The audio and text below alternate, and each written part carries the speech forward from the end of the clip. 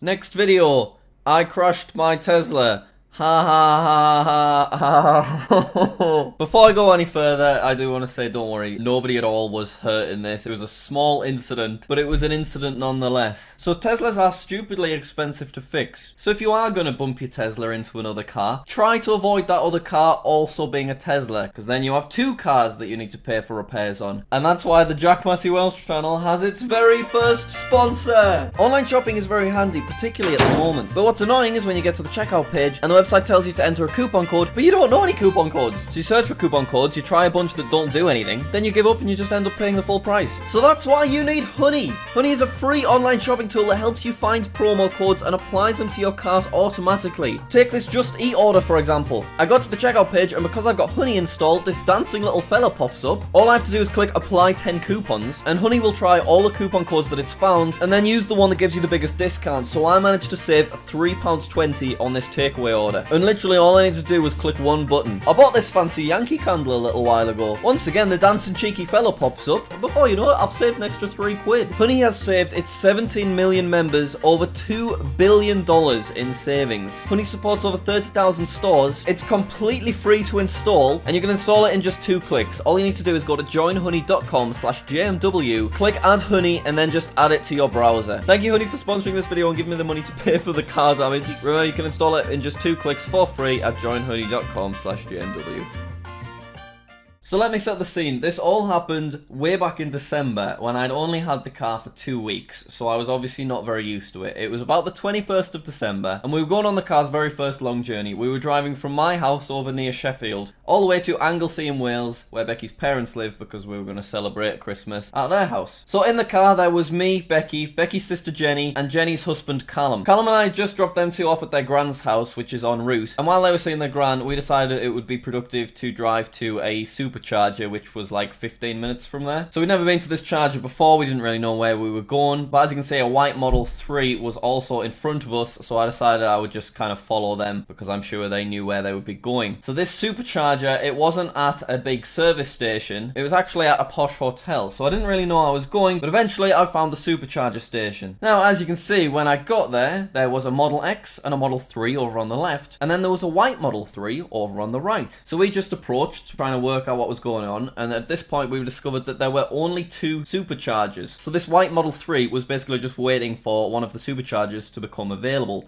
And oh look, there's another Model 3 turned up. Perhaps this supercharger station could do with investing in a couple more chargers, because basically there's not any kind of queue system. If you turn up and the chargers are full, you kind of have to just awkwardly hang about and hope that everyone's respectful of each other and lets whoever got there first use the charger when it becomes available. So anyway, at this point I drove to the end of a dead end and I needed to turn around and park somewhere. So I start reversing. Now bear in mind, I'd only owned the car at this point for about 2 weeks. It's about twice the length of my previous car, so I was not very confident in it. Anyway, I decided that I'm going to tuck myself into this little spot and just use the slow charger that you can see there until the supercharger becomes available. So I start kind of turning around. As you can see, there are 2 people sat in the white Model 3, and I got the impression that they were worried that I was going to try and take their space because I was parking next to the supercharger. So I felt a bit under pressure with them staring at me. And I don't know if you noticed there, but you saw that I reversed and then I stopped suddenly. And that is because I didn't mean to reverse. So let me show you how the car works. In order to drive forward, you put your foot on the brake and then you pull this lever down,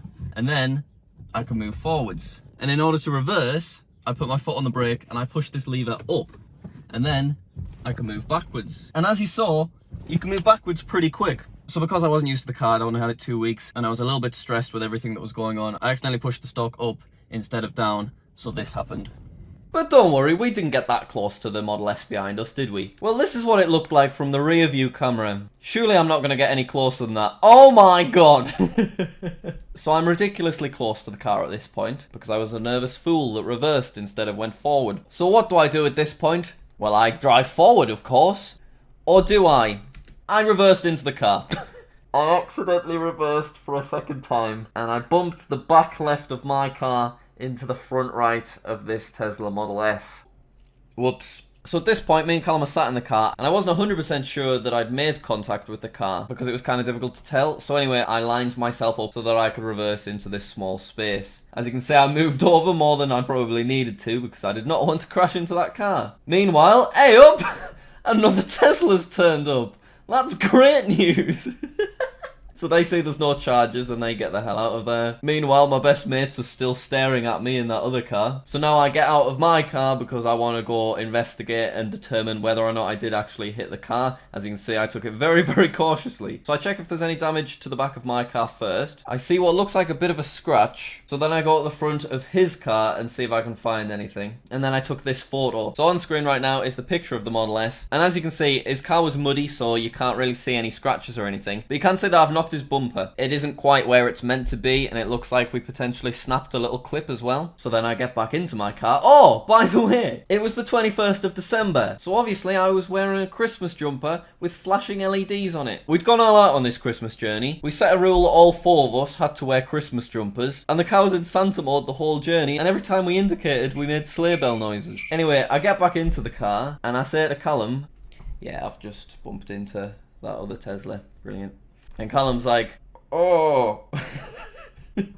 So at this point, we just sit there because the car next to us that I bumped into is still charging. So I'm just waiting for the owners of the vehicle to turn up. Fortunately, about 5 minutes later, the owners turned up. I'm assuming they were husband and wife. So you can see the gentleman's wife here. Basically, as she was about to get into the car, I told her what had happened. So this is the guy who I later determined was the owner of the car. He took things really well, which was nice to see. His face is blurred, but he had a big smile on his face right now. There's big lad Jack popping in, just to kind of tell him what happened. My friends have driven off. Oh no, wait. They've just reversed to get a better view. So they're now just staring at us while this is all going on. The fella takes a picture of his car. He gives me his card with his contact information on. And then I'm not a cool fancy businessman, so I just tell him my phone number. I told him my name was Jack Welsh, and then he tells me about some big American famous CEO who's also called Jack Welsh. And I'm like, what?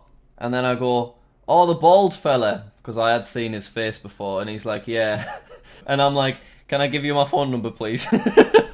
I think he was basically just trying to relax me a bit and make me feel better. As I said, they were both a really nice couple. While this was going on, his wife was peering through our window because we had my dogs Kong and Flossie in the back, and she was talking to Callum about how cute they were.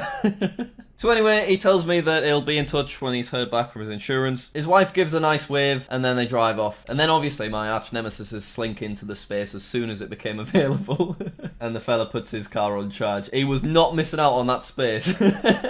Anyway, Callum gets out, also in a Christmas jumper, obviously. I'm pretty confident that the people I bumped into assumed we were just a jolly gay couple. So while I'm plugging the slow charger in, Callum gets the dogs out. Some other random fella turned up. I don't know what he wanted. I can only assume he wanted my autograph or something. So out come the dogs. As you can see, I've got a little bit of a serious expression at the moment. Callum goes to take the dogs for a walk while I'm getting the charger sorted. Another Tesla pulls in next to me so he can use the slow charger as well. Then he adjusts himself and pulls in further away from my car, which I don't blame him, to be honest.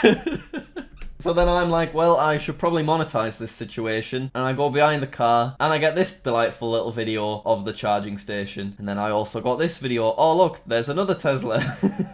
Why were there only 2 charging stations? There were so many Teslas wanting to charge.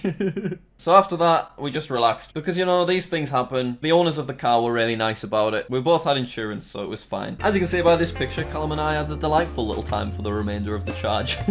And then obviously, it was 4 days before Christmas, so I didn't hear from the guy that I bumped into for at least another month. Hence why this video is coming out so much after the incident happened, because I didn't want to release this video until everything was 100% resolved. But after we charged and we went to pick up Becky and Jenny from their grands so we could continue our journey to Wales, we recorded this little video where I told them the bad news. What?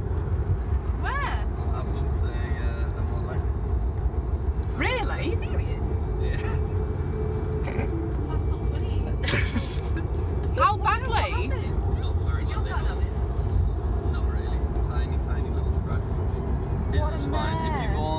So my car wasn't especially clean either because it was the middle of winter, so I didn't really notice any damage. But then a couple of months later I got my car cleaned and I saw this at the back of my car. Turns out it actually had quite a few nasty scratches, and it definitely was substantial enough that I would want to get it repaired rather than just pretend it wasn't there. So anyway, on the 8th of January I finally got an email from the guy that I bumped, and this is what I said. I took my Tesla to Leeds between Christmas and New Year, and they said that they don't do repairs, but told me that they generally send customers to Alton Cars in Leeds as they are familiar with Tesla. So I went there on Monday morning. I have to admit, the cost is higher than I was expecting, but I see a lot of the cost is for paint for the bumper and what I assume are safety elements in disconnecting and recharging the battery ?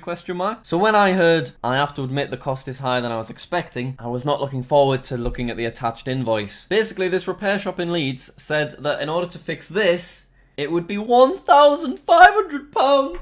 Which is a lot more than I was expecting. So he asked me about my insurance, and if you see my Tesla insurance video, you'll know that because of my age, I have a very high mandatory excess of like £750. So because of this, I thought rather than contacting my insurance and getting my insurance for next year made ridiculously high, I'll just pay the full £1,500 myself, because I'd have had to pay £750 of it anyway. So I may as well pay another £750 and not risk my insurance doubling next year and then the year after that. So when I tell him this in a really nice way, and I just basically ask him what his banking info is so I can send him the money, he says this: "Hi Jack, if you aren't going to use your insurance, I will try to get another quote for the repair of the car. It'll have to be someone who knows what they are doing with Tesla from a battery/safety point of view, but I imagine that a lower price should be achievable. Leave it with me for a few days and I'll see what I can do." Now obviously he did not need to do that. This was 100% my fault. So I tell him that I really appreciate him looking, but if he doesn't manage to find a cheaper price, don't stress about it. I'm happy to pay the money because it was my mistake and I don't want to inconvenience him any further. But 2 weeks later, he reaches out again, and through a fella that he knows at work, he's had a quote to fix the whole thing for 200 quid.